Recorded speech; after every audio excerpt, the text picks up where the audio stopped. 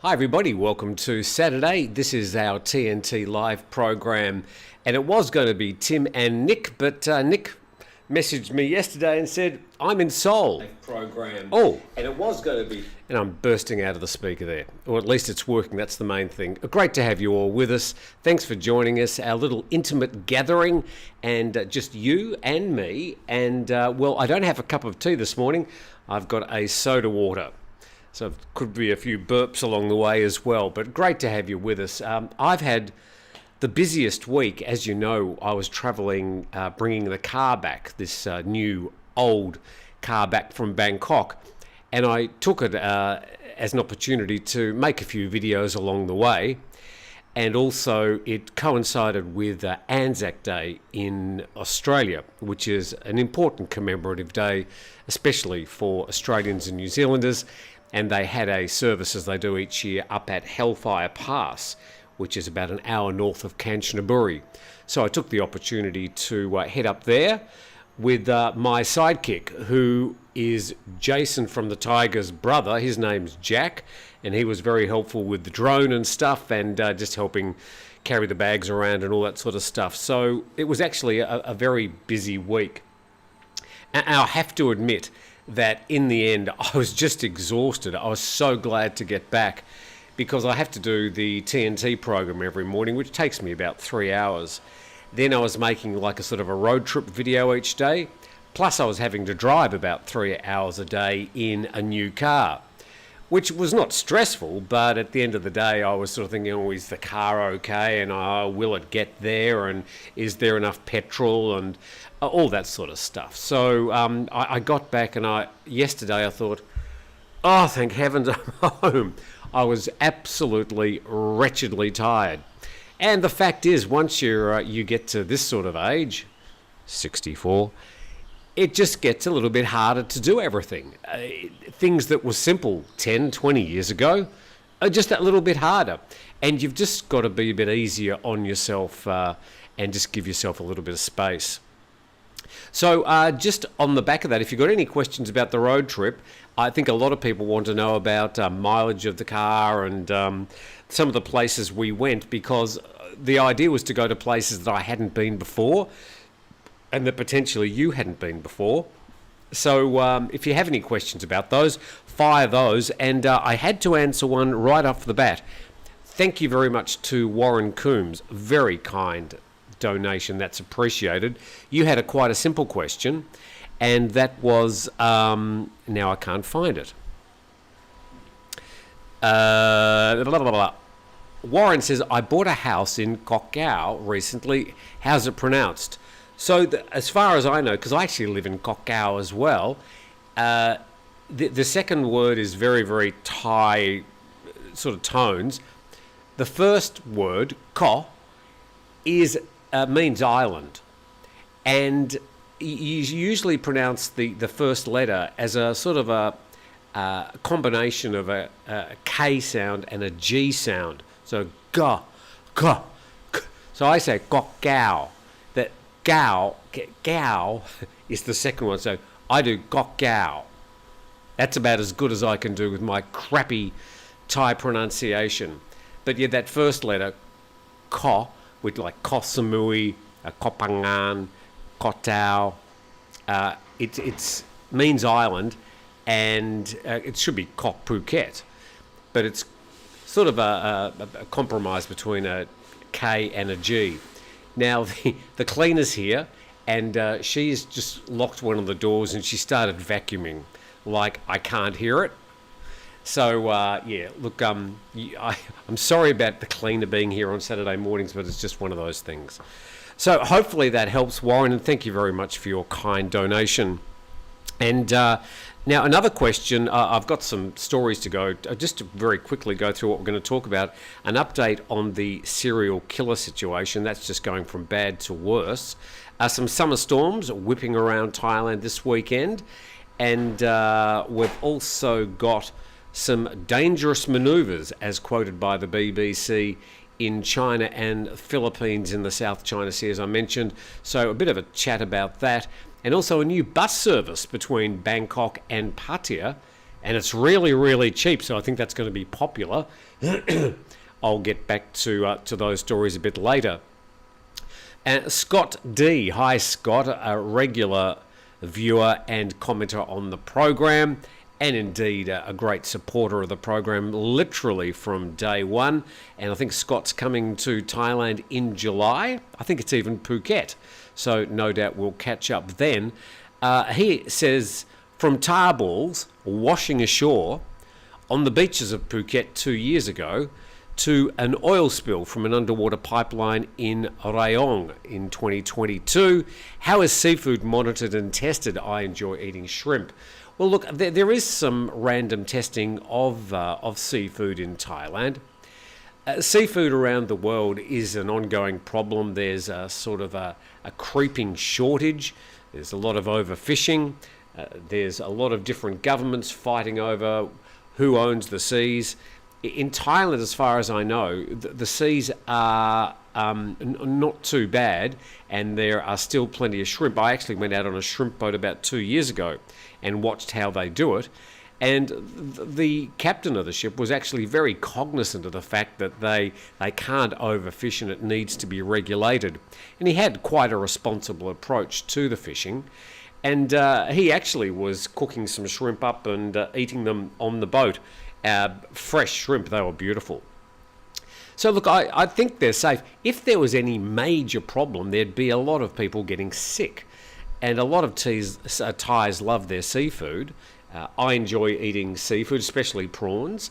Not all the time, but every now and then. And I'd like to think that it's monitored to an extent where it's it's healthy enough to eat. But look, as the oceans get increasingly polluted, I think this is a good question to ask. Maybe if you are eating things like shrimp, get it from a shrimp farm, because probably the quality is being monitored more carefully. But that's my thought on it. I'm not an expert, but doing my best. Those tar balls that washed up on Phuket's beaches 2 years ago, they were amazing. It was oil that had sort of come in off a boat, but it had congealed into this almost black plasticine, and it stuck to you. And if you got it on your shoes, I've still got shoes with the sort of black mark, a remnants of just walking on those tar balls. They were very hard to get rid of. It was basically people just walking up and down the beaches of northern Phuket, picking up those tar balls with gloves and putting it in plastic bags and disposing of it. It was a dreadful problem. So thanks, Scott, for that question. Graham asks a general question about the election.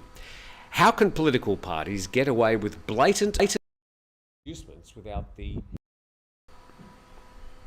Election Commission or Constitutional Court stepping in? This is an issue. There was, of course, the Pattaya party who said every Thai over 16 years old would get 10,000 baht. They said it would stimulate the economy. There's nothing wrong with giving out money. They can do that. They can do pork barreling, but they have to show what the economic advantage is going to be, and they have to show where the money's going to come from. So they have to have it budgeted.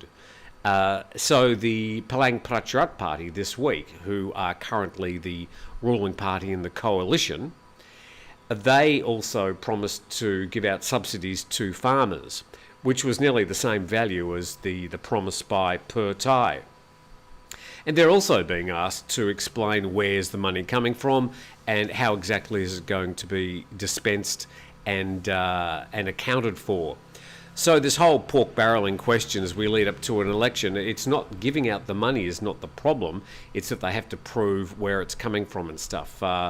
So I noted just very briefly today there was a Bangkok Post story about somebody complaining to the Electoral Commission about the subsidies that parties are promising, and wanted the Election Commission to do something about it. So it might be something during the next week about that. I think subsidy or not, the Pattaya, by all accounts and looking at all the different polls, are a walk-in winner. They are definitely going to get the highest number of primary votes in the election. And whether Pattongtarn Shinawatra, the youngest daughter of former Prime Minister The self-exiled Thaksin Shinawatra will become the next Prime Minister or not is a different question. She's very heavily pregnant at the moment. I think she's entering her ninth month in the next couple of weeks. I should get an update on that because I think that will have some sort of impact on, well, one, the election, and two, whether she's going to become the next Prime Minister. But she'd be the third Shinawatra. And then, of course, everybody's asking the question, will there be another coup? And my general feeling is that there probably won't be in the short term.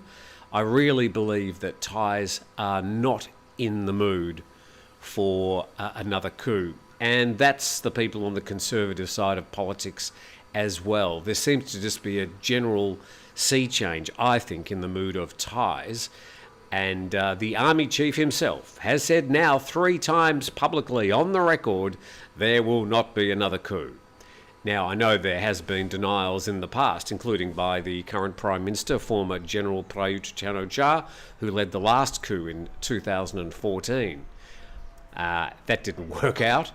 Look, I don't know. But I just sense that I think the next government may get a chance to run its full term, and that would be a good thing for Thailand. Forgetting the politics, I just think it's good for Thais to be able to elect a government and let it see through an entire term.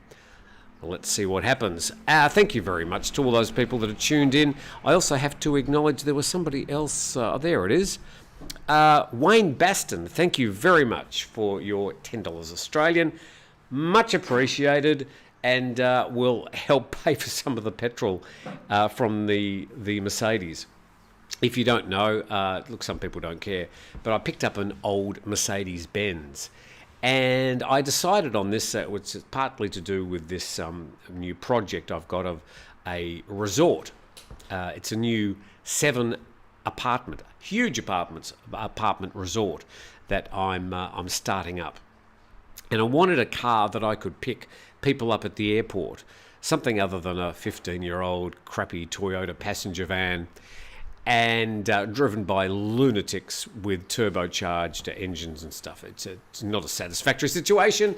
Anyway, I thought it'd be nice to be able to pick up people in a private car. It's a private vehicle, it's not a taxi. So it's nothing to do with the taxi mafia. And a lot of hotels have their own vehicles picking up people for the same reason. They don't want people to have to confront. They don't want their customers confronting the taxi mafia because it's a bad impression when you first arrive on the island. So I decided I'd get an old Mercedes-Benz. I mean, you sort of can't kill the things. And they run forever. And I'm quite happy with the purchase. Now, you won't believe what I paid for it. I'm not going to tell you, but that's between me and the previous owner. All I can say is it's less than 6 figures. Thai baht, we're talking. And so I'm quite happy to spend a little bit here and there over the next few years doing it up. The interior is 80%. It's had a new engine put in it about 2 years ago. Toyota 3-litre engine. And it cost me around about 3,500 baht, I think it was, in petrol from Bangkok up to Kanchanaburi and then all the way down to Phuket. Around about 1,100 kilometres of travel. And so the mileage, I worked it out in miles per gallon, which is sort of the way I used to remember. And we got between 20 and 25 miles per gallon for the journey, which I thought for an older car, they're pretty heavy too, was not bad. So fairly happy with the car, didn't have any problems with it. As I've said many times before, it's like driving warm custard. You sort of do this with the steering wheel and it just keeps on going straight. Very good power steering, I suppose you'd call it. That's the washing machine. The first load of washing's done, just in case you were asking. So Scott D had an interesting question. I'm sorry, I'll get into all these other things soon. There's a lot to do. What happened to your interview with the editor of Hua Hin Today? Can't find it. That's from Rogo.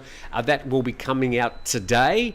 I've sort of had a bit of a backlog of these day trip videos. So the interview with Jonathan Fairfield from Hua Hin today will be coming out later today. Tomorrow we've also got the latest edition of Grumpy Old Men. So apologies to Rogo for not getting that out quicker. How's your air quality? I think they're talking to each other there. Where is the question from Scott D? Another question. Okay. Scott D asks another question. With becoming a hotelier, I really wouldn't call myself a hotelier. Really, the 7-apartment resort is more like an elaborate Airbnb than a hotel. And the business model will be run more like an Airbnb as well. But anyway, with becoming a hotelier and with the recent vehicle purchase along with your channel, is this perhaps your most rewarding chapter of your professional career? No, it's just really an evolution of my professional career. I'm going to be really busy. I certainly want to keep the YouTube program going. That's a daily commitment, but something that I enjoy doing, and it's slowly building up, so I don't want to turn it off whilst it's doing well. I've got to somehow make it more profitable, but at the end of the day, if I keep on getting up every day, if I keep on trying to make each program a bit better than the program before, then it will sort of, I think, continue to improve. It's not an easy program to do, but it seems that it suits me, it suits my knowledge base, so I'll continue ploughing away on that. I'll have an assistant manager, or probably mostly the main manager for the new hotel, resort, whatever you want to call it, and other staff. So they'll sort of run that, but I'll oversee it. I'll live there. I'll be living there, so you'll see a lot of it. You'll probably hear far more than you really ever think you need to know about it as well. So it's not the most rewarding time, but it suits me at this time in my life, and hopefully things that I can do as I slowly wind down. I don't want to retire. I'm still feeling fit, happy, ambitious, challenged, so I'll keep on going as long as I can. If things get too difficult, I'll just switch a few things off, and we'll just see how we go. If you don't have a go, you never know. Is your car engine diesel or petrol? Asks Kelly Hartnett. It was a diesel. The car was a 300D. It's now got a petrol engine in it. It was changed over about 2 years ago by the previous owner, and I don't know why, but I didn't ask that question, but I suppose that it had done 200,000, 300,000, 400,000 kilometres and they needed to change it, or wanted to change it. So it's got a Toyota. A lot of the second-hand Mercedes in Thailand do have these Toyota petrol engines in them. There must be some enterprising Thais who do this.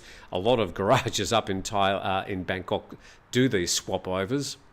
They fit very, very well, and they seem to suit the cars very, very well. And of course, you can then get your engine serviced in a Toyota garage in a workshop, and the parts are much, much cheaper. Hi Tim from Australia, says Janice. Hello to you. Swaddy Krupp from Melbourne, Australia, says John D. Morning all from Machan. That's from Chris. Hi Jack, says Bob B. Travelodium Travel Magazine is in Adelaide, so good morning to all these people. Thank you very much for your kind comments. Wayne Baston, by the way, said morning all, enjoying the program while waiting at Melbourne Airport for my flight to Bangkok. Wayne, if you could update us on how you're getting here. Is it Scoot? Is it Air Asia? Is it Singapore Airlines? Is it Jetstar? I'm starting to run out of options. Just give us an idea of how you're getting from Melbourne to Bangkok.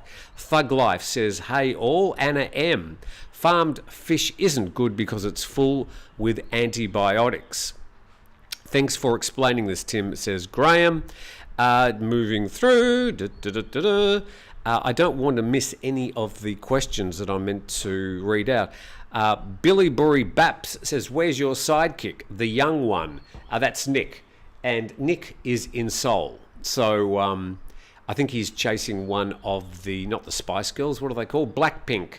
So I think he likes Lisa from Blackpink. I don't know why he's in Seoul. It'll be business. I imagine he's there with his father. So he'll be back at some stage. The genre of... I hate this when it happens.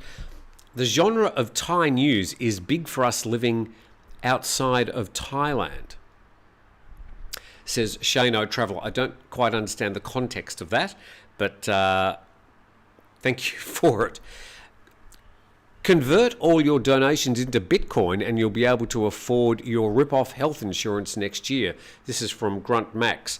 Well, yeah, it seems that Bitcoin's having a bit of a run at the moment, but boy, it had a big drop before that. So I'm not going to be playing that game. It's far too risky. And as my father used to say, only invest in things that you can drive past every day. That, I think, was pretty good advice. And I'm not going to be putting a single cent or baht or drachma or anything else into cryptocurrency. But good luck to those people that do. Don't scream and cry when you lose it. I know you like making a lot of noise when it's doing well. Scoot is the best budget airline in my opinion, says Chupa. Yeah, I think I've flown Scoot the last couple of times. Been back to Australia twice.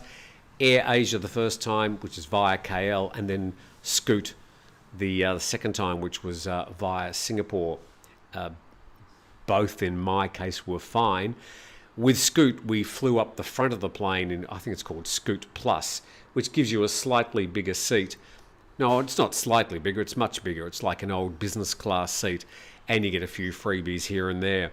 Having said that, whilst the seat was much bigger, it wasn't that comfortable. I was trying to sleep in it, albeit being a much bigger seat, it wasn't that comfortable. But look, it was better than sitting in the economy seats. Wayne says he's flying Thai Airways. So a direct flight from Melbourne to Bangkok with Thai Airways. Congratulations. That will probably be in a 777, I think. You're always sleeping on the way to Thailand anyway. Oh, wish I could. I can't sleep in planes. Paul says he flies Jetstar most of the time. You are the Australian Colonel Clink, says Richard Davis. Thank you very much. It has been noted before, and I'm sure it will be noted again. Okay, question from Gary Shearer. Is there a story attached to the two oars lined up behind you? No, they're purely decorative. And yes, they're just oars. They're going to go as part of a sign on the top and the bottom of a sign at my new resort. So there's no story there. They're purely decorative. I just like the look of them. I sort of had this slightly nautical, beachy sort of thing going on. I've got the palms. I've got the blue paint. So they really just fit in with the theme. Nothing more than that. No story. I could make something up. Steve EC, good morning, Tim. I'm enjoying my full English breakfast at home in Thailand. Good for you.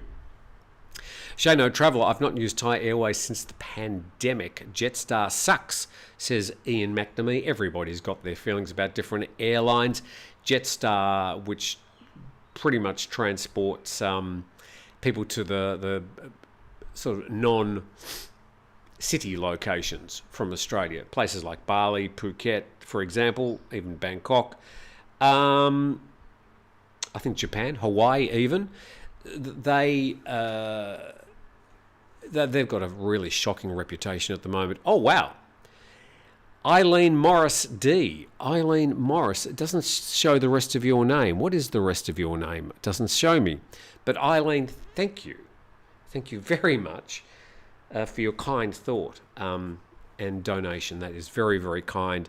Appreciate that, Eileen. If you've got any question you need answered, then I'll be very happy to do so. And not sure if you're a fan of Thailand. You've been here. You're here at the moment. You might like to tell us a bit more, but thank you very much. Larry says, good show, Tim. You're my friend in Thailand. Thanks, Larry. I feel the same. So I'm just going to go through one of these stories that I mentioned up front. Now I've got to press this button here. There we go. Scroll back and press this button here. Here we go. So Thailand's cyanide serial killer claims another life, 4 victims so far. This story just keeps on getting more and more bizarre. So this woman, I mean, look at her. She just looks so fragile and innocent. And she is accused of killing at least 14 people at the moment, well, attempting to. And the Forensic Science Office has announced today, this is yesterday, by the way, this story is from thetiger.com, the number of victims of the Thai cyanide serial killer has risen to 14, with 14 fatalities. One of the 13 murdered victims, one person managed to survive. Of the 13 murdered victims, one person managed to survive after being poisoned. This one I found interesting.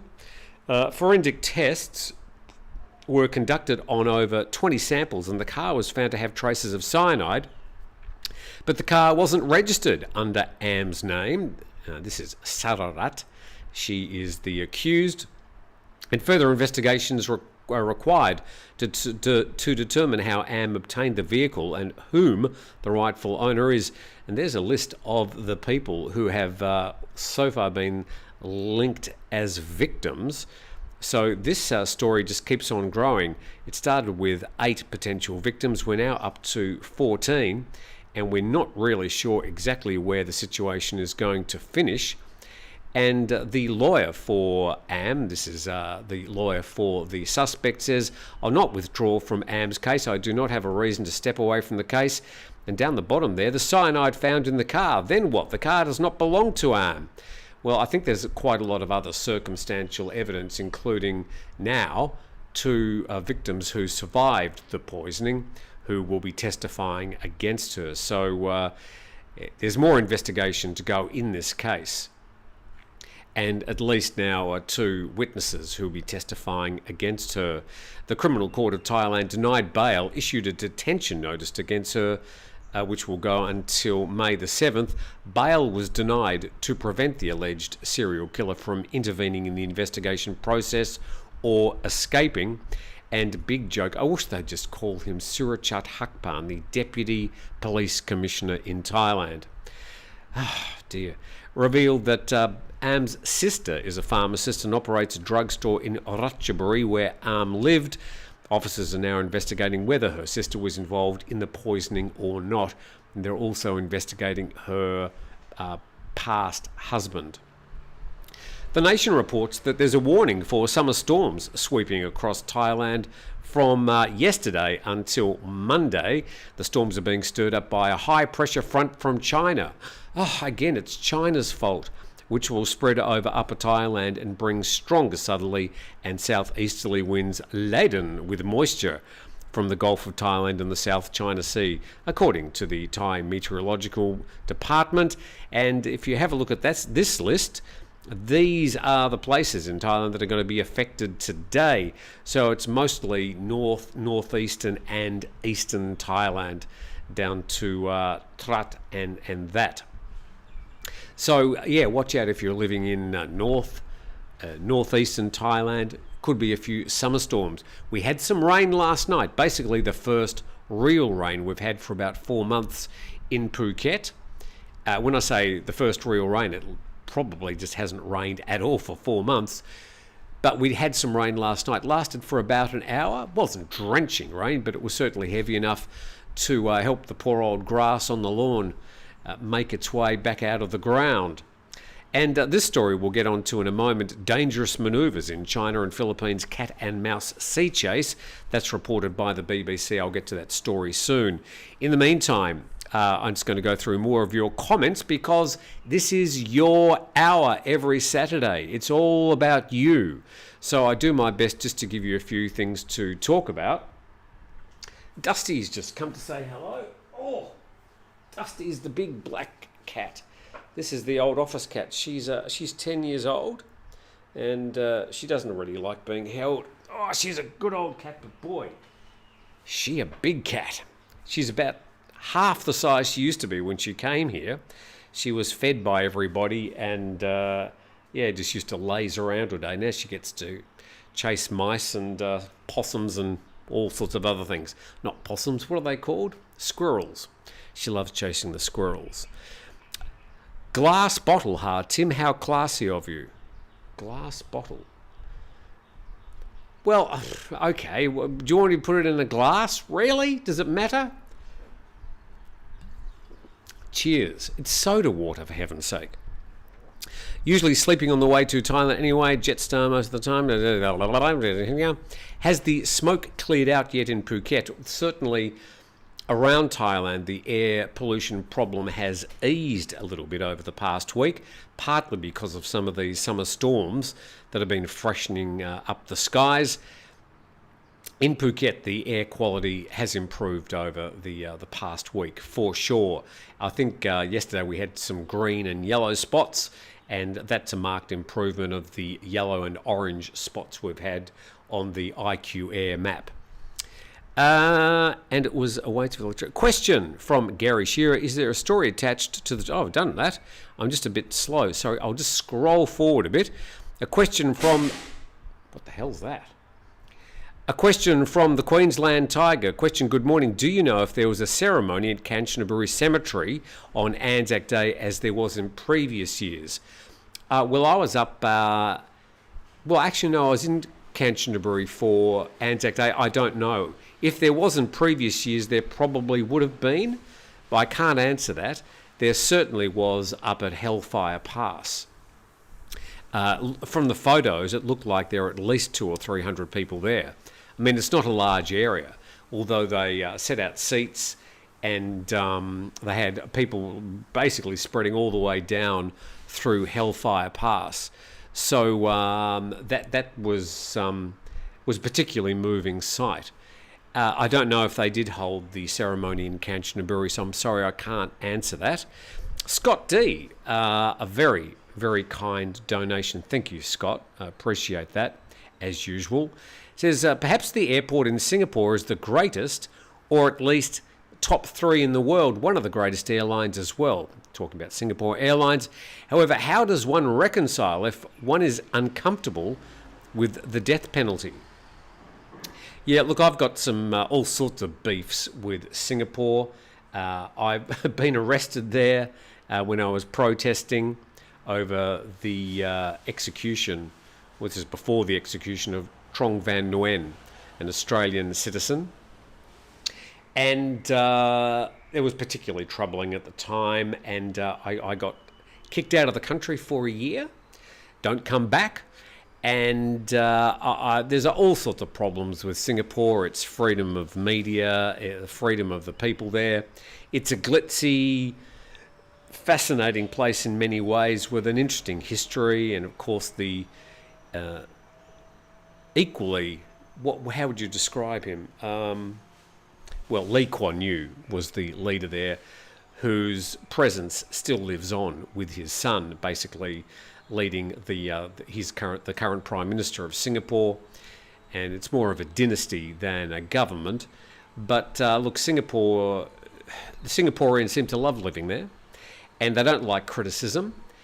And but I find a lot of problems with Singapore, the death penalty being one. I'm an abolitionist. I don't believe that the death penalty has solved anything to do with crimes around the world. And, of course, mistakes are made. But that aside, and I'm sure some people have differing points of view, and that's okay. Yeah, look, Singapore Changi Airport is still, in my mind, the best airport, and they have a very good airline. And I can't really punish the people running the airport or the airline for the ills of their government. Yes, I could boycott them, but I'm not sure if that's really going to solve anything, unless there was some sort of mass boycott. But yeah, that's an interesting question, Scott, so thanks for posing it. Interesting indeed. So we got 2 messages there from Scott. Oh, I'm just scrolling back. I don't want to have missed anything.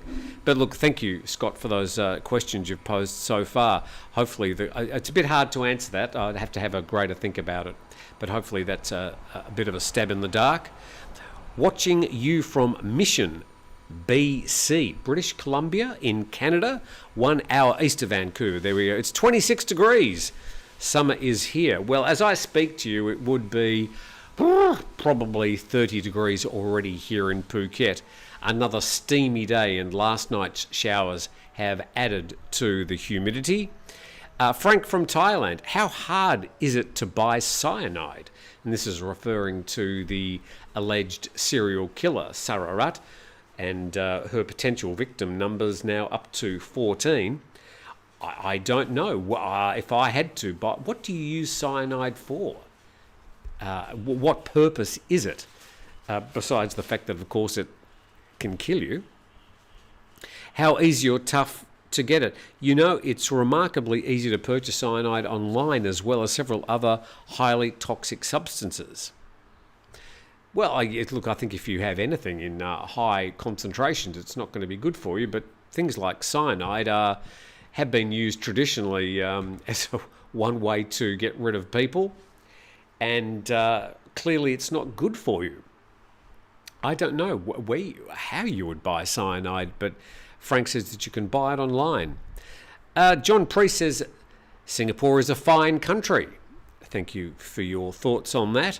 Anna B says Chiang, I think you mean Changi Airport in Singapore, was nominated as the #1 best airport. It has won numerous awards as the best airport in the world, and it is certainly a great place to visit. I can't deny it. I love visiting Changi Airport. It's always a great experience, and there's always things to do if you've got a layover. Last time I had a 5-hour layover, but I was kept entertained by just walking around quite good shops, and there's TVs you can watch, that you can lie down, you can have a sleep, you can have a shower if you want, and you can of course go and visit those amazing gardens and waterfall, which is right in the middle of the 3 terminals. In Kanchanaburi was a service as every year from Tinus. Thank you very much for that, answering a question earlier about the Anzac Day service at the war graves in Kanchanaburi. Tim, any problems with the Nimitz visit?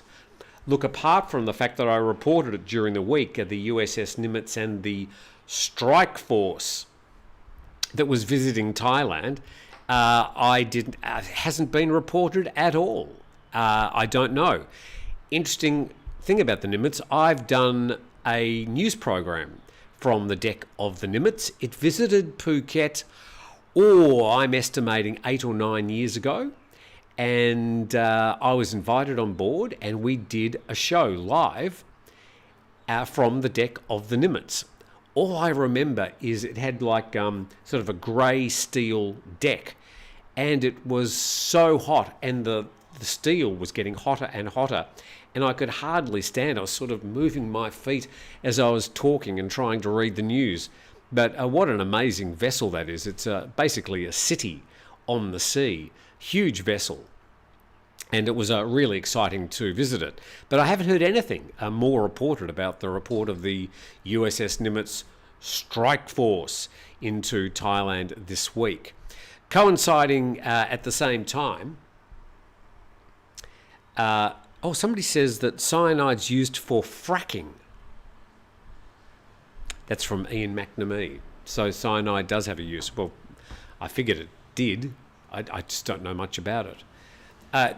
The story I did about the USS Nimitz strike force coincided with the arrival of the new Navy ship from China for the Thai Navy, and also the latest on the, what do they call it, the Yuan-class submarine, where the Thai Navy look like they've come up with a compromise with the builders of the Chinese submarine, and they will be probably getting the first one as long as the full terms of the contract can be met. Generally used in mining, says Ian McNamee. This is referring, of course, to cyanide. You can go out for a free day or night city tour if you have a long layover, paid for by the airport, says Anna M.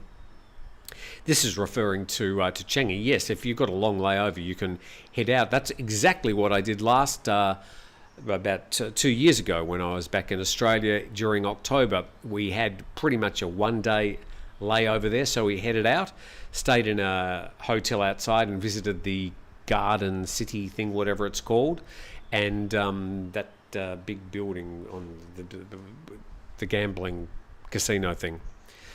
I hope Thailand will not allow sex toys, says Alpha Bravo. Thank you, Alpha Bravo, for sharing that with us. Cyanide is used in leaching gold from ore, says Nimblejack. Yes, I have heard that it's used in gold mining, so there you go. I'm not exactly sure how you use it, whether it's something you spray on the ore before you mine it, or I don't know. Okay, so $16. That's about 370 baht for a pint. Suddenly doesn't sound so expensive. Now, I'm not sure what we're talking. We're talking about cyanide still. Is that Donald Campbell's bluebird in the background painting? Yes. That is a portion of a Jack Vetriano painting. I've got 2 or 3 prints of Jack Vetriano around the place. Jack Vetriano, apart from the name, would suggest he might be Italian, but in fact... he's a Scottish painter, but that is, in fact, yes, his painting of the bluebird. Madam Cyanide is also 4 months pregnant. Who's the daddy? Yes, that's right. The lady who's currently arrested and being investigated for these 14 victims is pregnant. Just to make the whole thing a bit more complicated. What fuel grade do you put in the Mercedes? Asks Steve Smith. The previous owner was putting 95 in it, and I will probably try and get the engine tuned so I can use 91. It's not as if it's a performance vehicle. I mean, you put your foot hard down on the accelerator, it probably does 0 to 100 in, 30 seconds. It's not a performance vehicle by any means. Actually, it's not quite that bad.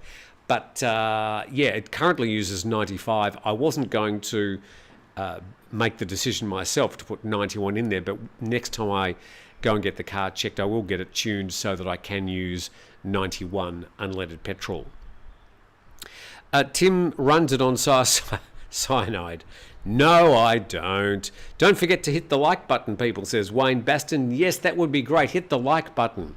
This whole YouTube business... doing the thumbnail, doing the explanations, the descriptions, the headlines, working on subscriptions. I mean, it's a whole new business for me, and every day I'm just learning a little bit more, but it's not an easy business, and you can get a whole lot of things wrong, as some people have shown, and lose an audience very quickly. Growing an audience and getting new subscribers is hard work, but something that I'm enjoying learning about each day. The first Leo was so good, I must go for another. Cyanide is used to leach gold from ore. Yes, we've got that one. I heard electricity is high now. Is that true? How much are you paying? Now, I am not looking forward to my electricity bill this month. It was very, very hot. The hottest I've ever known Phuket to be over the past month. And other parts of Thailand as well. I know that a lot of records have been broken. There were some nights I had the air conditioning on all night, which is very rare for me. And I had some guests here and they had the air conditioning on all night as well. So I think my power bill is going to be well over 1,000 baht this time. It's usually 500 to 800 baht each month. That would be the standard. I've got the swimming pool. I've got a 4-bedroom house. I don't have a lot of lights on and I don't usually use the air conditioner, but 500 to 800 baht per month would be my usual power bill. It's going to be well into the 4 figures this time though, for sure. Ape Jones says, or it could be Ape Jones, good morning from Nonthaburi. I just joined. Is that topic with the new bus service from Bangkok to Pattaya already discussed? Well, I tell you what, Ape Jones, let me do it right now. Let's talk about this bus service. I'll get back to the story about the scuffle in the South China Sea in just a moment. But this is a story from the PattayaNews.com. Central Pattaya, this is the company that runs the Central department stores, launches a 190 baht express bus service between 3 Pattaya and Bangkok malls. So it's basically going to be running from central Pattaya shopping centres to central shopping centres in Bangkok to Pattaya and back again. 190 baht.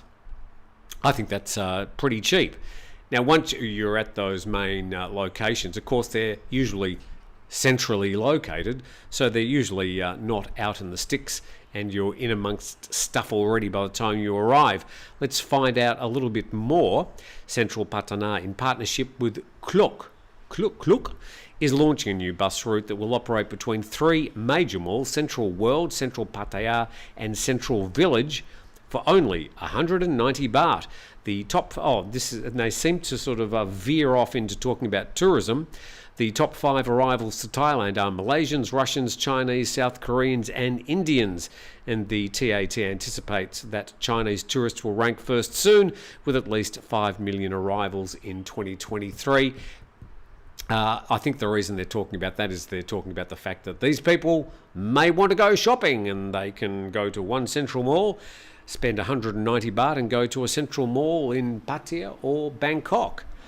And tourists can easily purchase the ticket online and reserve it on the day of travel by confirming their bookings 2 hours ahead of the departure.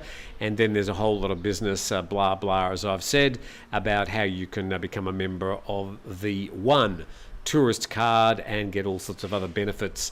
So, yes, of course, they are promoting the central stores, but you could get on at One Central in Pattaya and spend 190 baht and get to a central in Bangkok. So let's see how that goes and see how many people use it for just getting from one city to another, besides using it, of course, to go shopping as well. And it says, for tickets and more details, click or tap here.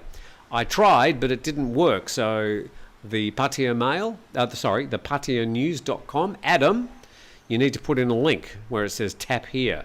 You can also visit the information desk at participating central malls, shopping centres, for routes and times which may be subject to change. So that hopefully that answers your question. But 190 baht. Usually, if you want to get, say, a taxi from Suvarnabhumi to Pattaya, it's around about 1,500 or 2,000 baht, depending on how busy the taxi drivers are. I think you can get a bus for 400 or 500 baht. So this could be very lucrative for them, and they might fill those buses with people just travelling from Pattaya to Bangkok. May not want to spend money in the shopping centres, but might just use it as a new bus service. Thomas Tyler moved into a house in Bangkok, and the previous bill, with no one living in it, just a swimming pool, the power bill was 4,000 baht. Something's wrong with your power if you're paying that, unless you're leaving the swimming pool on all day and you've got a heater, or I don't know what you're doing. But that's a ridiculous price to be paying for electricity. What is Fiji like? Fiji. I don't know why you're asking. I haven't been to Fiji for 40 years. I have no idea what Fiji is like. It's got nice beaches. I don't know. 180 baht for coach from Bangkok to Pattaya, caught it a few weeks ago. So there are, of course, other bus services you can use. Wayne Sitarts says air conditioning and fans are the killer. Fans? I don't think the fans cost much to run at all. I mean, I leave them running all day. Teenage daughter stays in a room with AC 24/7, comes out for food, then disappears again. Well, that's sort of teenagers. Encourage her to try and sleep without the air conditioning. I think the air conditioning on 24/7 is not good for your throat. Big Y Dave. I have 52 square metre high-rise condo in central Bangkok. The girlfriend ran the AC all night. 3,600 baht. What's the electricity bill this month? Well, in the main street, always trying to sell you something, or Kava, but a beautiful place.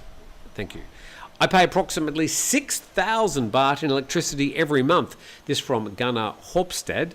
Has a big pool. Yeah, look, the pool I have, the filters on only 2 or 3 hours a day. It's all that seems to be required.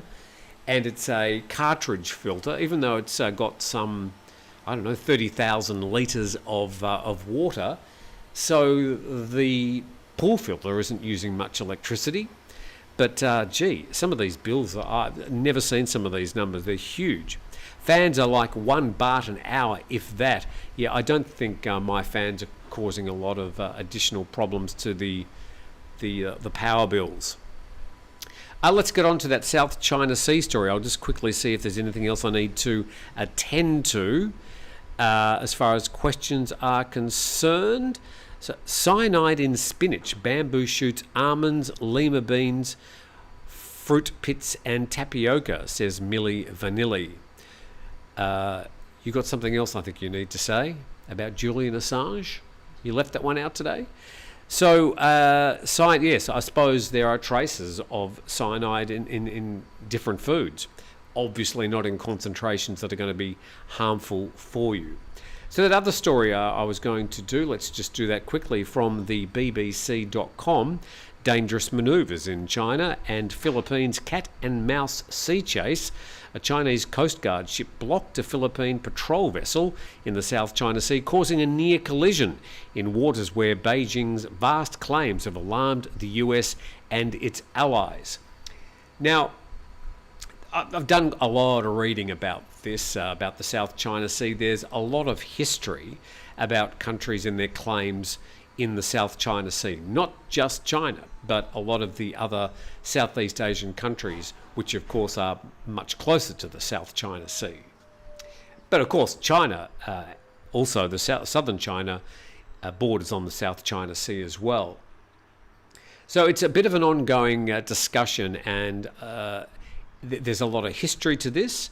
ASEAN are getting all the parties together and trying to come up with a long-term solution into the future, because a lot of the history of who owns or who controls the South China Sea is not particularly easy to figure out. Having said that, the BBC witnessed the tense encounter near the second Thomas Shoal in the remote Spratly archipelago last Sunday, a move that Manila says is straight out of Beijing's playbook. And it happened the day after the Philippines president met the Chinese foreign minister and expressed hope for open communication lines on the South China Sea dispute. And this is the situation at the moment, that we've got all the different government leaders discussing the issue, and that's the way it should be. The next paragraph says, 2 Philippine Coast Guard ships over 6 days. News cameras captured how, on cue and in specific locations, Chinese ships would shadow or tail the Filipinos and send them radio warnings to leave or face consequences. The Philippine Coast Guard said it had invited journalists to join their routine patrol in the hotly contested waters for the first time to witness China's actions for themselves. I would have questioned whether that's a good move. Certainly the Philippine Navy or the Coast Guard didn't think that it was going to be dangerous. Otherwise, I'm sure they wouldn't have invited the journalists. So these are more sort of scare tactics, of course, from the Chinese, trying to stake their claims on the area and sort of keep in the game. But taking journalists to cover this, I'm not sure if that's a particularly good idea. China claims almost the entire South China Sea, including the Spratlys, which is also claimed in part by the Philippines. There are also competing claims by Malaysia, Vietnam, Brunei and Taiwan. And I believe Thailand has also got in on that as well over the years. So that story, that whole issue of the South China Sea is ongoing. It's got a long history, and I'm sure it will have plenty more moves to make over the next few years. Okay, so let's go to the latest comments. Thank you, by the way, to all the people that have joined in today. Just me by myself and my bottle of soda water. It's the vacuum cleaner upstairs. Australia sun burns because of the lack of ozone. Yeah, one thing I noticed here in Thailand is there's always just the sort of the humidity. There's this layer of haze, and it does filter out some of the strongest rays of the sun. And my days of getting burnt, I think, pretty much behind me. One, because I'm much more careful. I usually wear a hat outside. If I'm out there for a long time, I'll put on sunscreen. But I think the sun is much less penetrating. If you go out into the desert in Australia, zero humidity, blue sky. I mean, bright, brilliant blue. Do you want to say hello, Dina? No, she's going to come and say hello? Come on. One day you're going to see all three cats in the same program. Doesn't look like it's going to be today, though. But I've never seen that same brilliant blue sky here because that humidity just filter out a certain amount of the UV, I'm sure. J.D. Dave, when I was in the Navy in 1973 off San Diego, our radar operated clocked in doing over 33 knots on the horizon. Okay, good. Thug life, I live in Sydney. When I'm in North New South Wales or Queensland, I can feel the sun heating my skin, says Ian McNamee.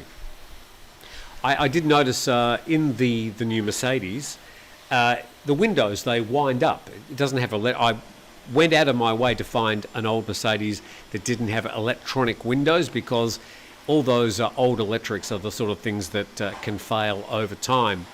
But the windows are quite thin glass, and driving along, because it's been so hot in Thailand, I could feel the radiation from the windows right around me.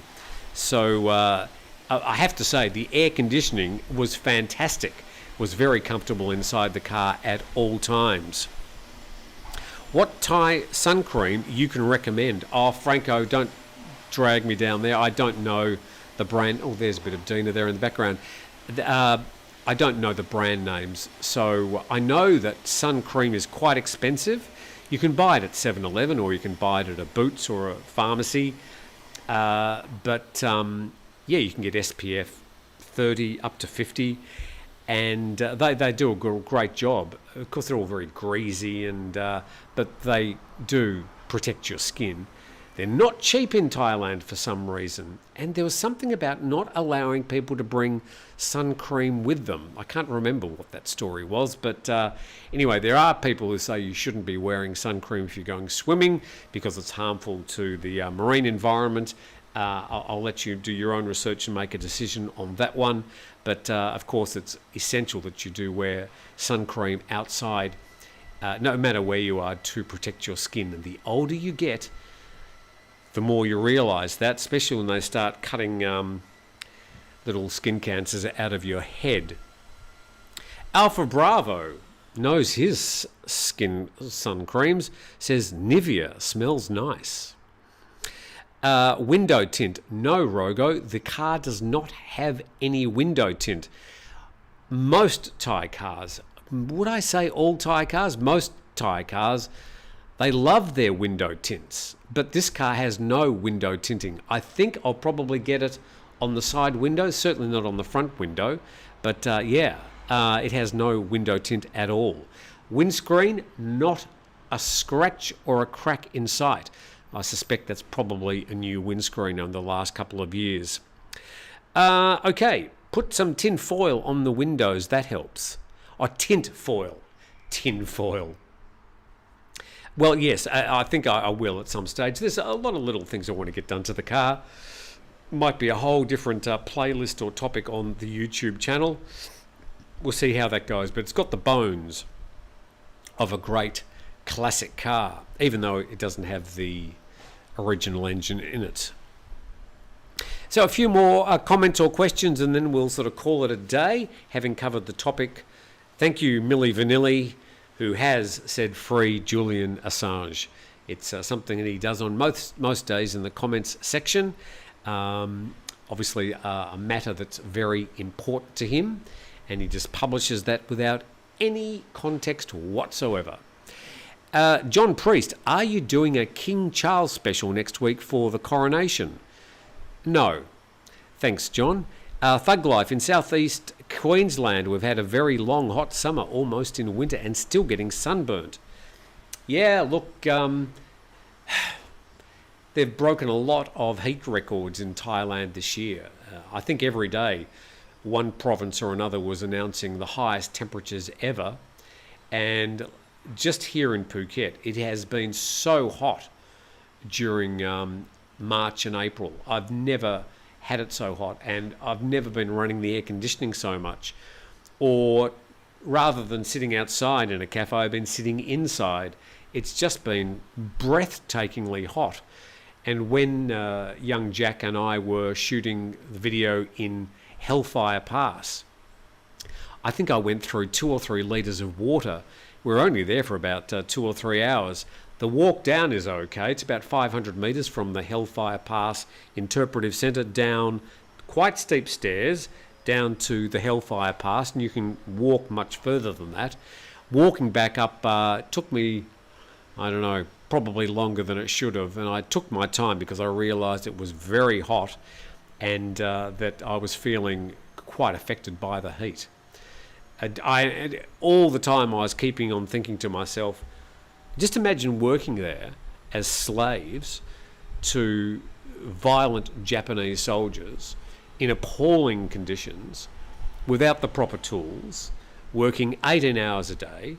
You're not getting any reasonable nutrition whatsoever, probably no water bottles on hand to keep you hydrated, and with that constant fear of death and pain constantly in your mind. I can't imagine how it was. I tried to, and it was something that was on my mind all the time I was there in Hellfire Pass. That's, by the way, a video. If you go into my playlist, it's day 2 of the road trip from Bangkok to Phuket, all about Hellfire Pass.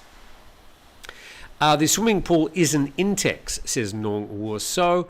That's correct. The swimming pool is a 6 metre wide Intex above ground swimming pool, about 1.4 metres of water, and I'm in it every single day. I love my swimming pool. It was the best 29,000 baht I've ever spent. And when I moved to the resort, I'm trying to figure out how I'm going to take the pool with me. It's already got a pool. It's got a proper in-ground pool, but I would love to take this with me because I enjoy it so much. I'll put it right next to my room. I think I can do that. I want to do that, but we'll just have to see. Did they increase the alcohol content to 20% in gas? I can't answer that. I don't know too much about the fuels. All I know is it was 95, and I was paying a lot more than if I had 91 octane fuel in the car instead. And a few final comments. Milli Vanilli, we all know it's the USA wants to treat Julian Assange as an example. Thanks, Ian McNamee. Look, I don't think we need to start discussing Julian Assange on this channel unless there's some Thai dynamic to the story. There's plenty of other channels to discuss the case of Julian Assange. I just swim on the beach, cheaper but subject to random tsunamis. Oh, look, once in a generation. Oh, less. Once in a century. No, probably even less than that. It probably, well, I won't start predicting the next tsunami. It could happen now, or it could happen in 10,000 years, or somewhere in between. Nobody knows. It certainly doesn't. I wouldn't call it. It's extremely random, but also very, very rare. Just wanted to talk just quickly about a couple of the beaches that I visited on the way back from Bangkok to Phuket. So I went out of my way to try and go to places that I hadn't heard of before, certainly hadn't visited, and one of them was Chao Samran Beach. There's a video we posted yesterday which shows you a bit of that. Now that's an interesting beach because it's got this scalloped coastline which has been caused by 30 or so breakwaters just offshore. Obviously they've been put there to try and stop erosion, and it's ended up by causing this scalloped beach, which makes it look quite interesting, and it certainly has saved the beaches there. Now Chao Samran Beach, which is in Phetchaburi, faces the Gulf of Thailand, and it's got lots of little feet in the sand restaurants, shacks on the beach that you can rent, a lot of hotels along there as well. The hotel I stayed at was called the Seamen's Hotel, go figure, but a place that I could see myself happily retiring in one of those beach shacks if I could get them for the right price. And I really enjoyed going to Chao Samran Beach. I didn't see another foreigner there for the entire day that I was there, just shuffling around and going to a few restaurants and having a walk on the beach. But really worth visiting and quite a surprise. The Chao Phraya beach is about 4 kilometres long. And then a bit further down there, we visited Chumpon. Now, we were north of the sort of township and the usual beaches in Chumpon. I can't remember the exact name of the beach now, but it's also 3 or 4 kilometres long. And it was just a natural beach and had the Gulf of Thailand washing up into it, had islands offshore. I think one of them was called Crocodile Island, and had a headland at the end of the beach. And again, little feet in the sand restaurants, little beach shacks, some really nice, expensive places. Right next to the restaurant we were, there was a 14,000 baht a night, 15-bedroom home. Sort of older Thai style, but with a pool right out the front, and had a family in there at the time. So again, there's not a lot of bars and things there. Doesn't really have a strong sort of foreigner contingent or a foreigner tourist culture. A lot of Thais love going to that beach, but that's sort of just north of Chumpon, probably around about a half-hour drive from that beach into central Chumpon. Also went to a fabulous little restaurant. I wouldn't even go so far as calling it a restaurant. It was right on the beach, and I was having pancakes and banana, freshly cooked, really good coffee, and the wind just blowing off the Gulf of Thailand. A beautiful beach, and again a place that I could very happily spend a lot of time. Interestingly, from the main road down to that beach, there was 2 lanes in either direction, just completed. I didn't see another car. In fact, I didn't see any people there. We were the only people down there at about 8 a.m. in the morning. So I think they're imagining that particular beach is going to perhaps build up at some stage or start attracting tourists. But those 2 beaches that's Chao Phraya Beach and that beach just north of Chumpon, were really worth visiting. And if you want a relaxed beachside holiday without bars and pubs and tourists, no shopping centres or anything, then they are very, very relaxing, pretty beaches to visit. I'm not going to answer your question, Nongua, so a lot of people are going to be trying to have fun with that particular name. John Swift. Oh, John. Tsunami was not prepared for. Too many lost their lives. Something water going out. Now there are pre-warnings, sirens and signed routes, much like fire escapes in commercial buildings. Yes, I mean, certainly lessons have been learnt after the 2004 tsunami that struck the Andaman coast in Thailand, as well as all the coasts around the Indian Ocean. And I think there were some 3,500 people killed in that tsunami. Haven't got those numbers in front of me. A lot of other people injured, and some went missing, never to be seen again. But yes, there are now tsunami warning buoys out in the Indian Ocean. They've just been replaced. I think there's 3 of them, and for Thailand alone. Malaysia also has some, and Myanmar has some for its coastline as well. So we have learnt a lot, and now every time there's an earthquake or a rumble around the Sumatra Island, there was one on Wednesday this week, I think it was 4.6 on the Richter scale, they issue tsunami warnings and the media publicise it and everybody panics. But a tsunami like the one we had in 2004, an extremely rare event, and something you should not be even considering or have it in your mind if you're going to visit the Andaman coast. It's that rare, it's that unlikely, and if it happens, there are now warning systems in place. George Kadiro, who says, in the USA, many beaches have dispensers with 100% non-toxic free sunscreen. Protects the environment. I told some hoteliers here and they looked like a pup with an answering machine. Chupa says, Australia has the best beaches. I'm biased. Look, Australia has many beaches because it's got one of the longest coastlines of any country in the world. I think Canada's got more coastline in length. But yeah, of course there's great beaches in Australia, but the waters aren't as warm as they are here. I mean, I love swimming in Thailand beaches because the waters are so warm and pleasant. Of course, if you're swimming during the wet season, you need to be very, very careful. And if there are red flags on the beach, do not even think about going near the water. The sirens went off in Phuket the other day as earthquake off the west coast of Sumatra. Everybody in Phuket did nothing. Well, there you go. It's at least the warnings are there. If there is a real tsunami warning, I imagine that the police would be out there in force, getting people off the beaches as soon as they possibly could.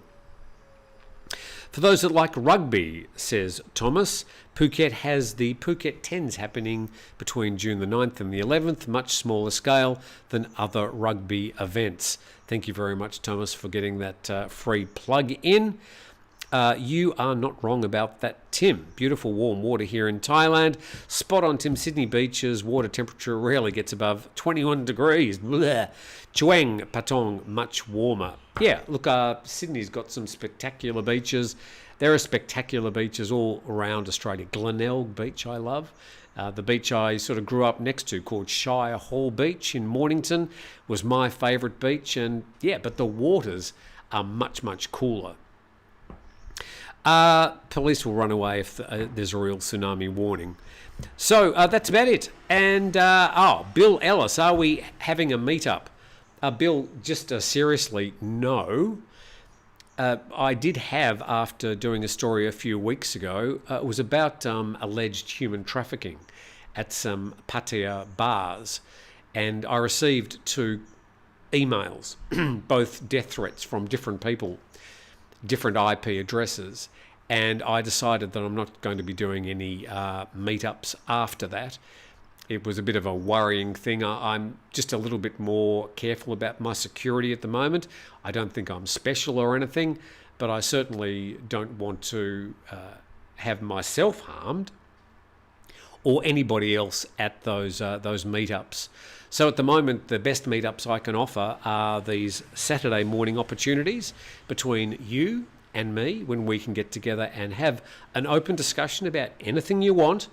But we might do some sort of public event in the future, but that was a bit of a security shake to me, and something that made me think that a meetup may not be a good idea whilst that story is still fresh in some people's minds. What happened to Nick Nongwa? So he's in Seoul, and I'll get Nick to explain what he was doing in Seoul when he's here next. Michael DiCaprio, hey Tim, stay safe out there. Many of your fellow YouTubers seem on the verge of obesity. Oh, I think I know who you're talking about. Thanks for another great show, Tim. My pleasure. About the island question, those islands were awarded legally to the Philippines by an international tribunal in 2016, but China, being the bully they are, refused to hand them over.